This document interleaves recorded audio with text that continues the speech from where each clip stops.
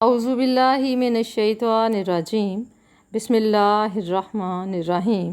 عزیز طلباء و طالبات السلام علیکم۔ جی بچوں، آج کے سبق میں ہم غزوہ تبوک کا باقی حصہ پڑھیں گے، جس میں ہم دیکھیں گے کہ اس غزوہ میں کس کو فتح ہوئی اور کس کو شکست ہوئی اور اس جنگ کے کیا نتائج نکلے۔ بچوں، مسلمانوں کی جرأت مندانہ پیش قدمی کے نتیجے میں رومی فوج اسلامی لشکر کے مقابلے کی ہمت ہی نہ کر سکی، اس لیے اس غزوہ میں مسلمانوں کو بغیر لڑائی کے فتح حاصل ہوئی۔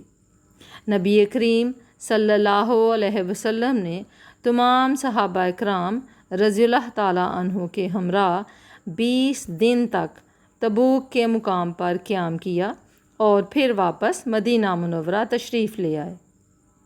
جب اسلامی فوج کی مدینہ منورہ میں واپسی کی خبر پہنچی تو عورتوں، بچوں اور بچیوں نے آپ صلی اللہ علیہ وسلم کا اسی طرح والہانہ یعنی محبت بھرا استقبال کیا جس طرح ہجرت مدینہ کے موقع پر کیا تھا۔ آگے ہیں کہ اس جنگ کے نتائج کیا نکلے۔ اس غزوہ کے درج ذیل نتائج برآمد ہوئے۔ نمبر 1، اس غزوہ کی فتح کی وجہ سے مسلمانوں کے حوصلے مزید بلند ہو گئے۔ رومیوں اور شامیوں کے حوصلے پست ہو گئے۔ گرد و نواح کی عیسائی آبادیوں پر مسلمانوں کا رعب و دبدبہ بڑھ گیا۔ بہت سے سرحدی قبائل نے جزیہ دے کر، جزیہ ہوتا ہے ایک قسم کا یہ ٹیکس ہوتا ہے جو کہ غیر مسلم اگر مسلمانوں کے زیر سایہ رہتے ہیں تو اس ریاست کے جو مسلمان حکمران ہوتے ہیں ان غیر مسلم لوگوں کی جان و مال کی حفاظت کے بدلے میں ان سے جزیہ لیتے ہیں، جو کہ ٹیکس کی ایک شکل ہے۔ بہت سے سرحدی قبائل نے جزیہ دے کر مسلمانوں کی اطاعت قبول کر لی۔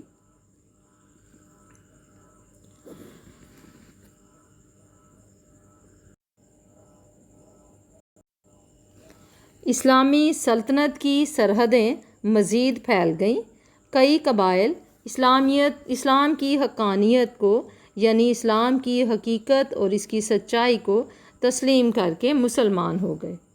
صحابہ کرام رضی اللہ تعالیٰ عنہ نبی کریم صلی اللہ علیہ وسلم کے ہر حکم کی اطاعت و فرما برداری کرتے تھے۔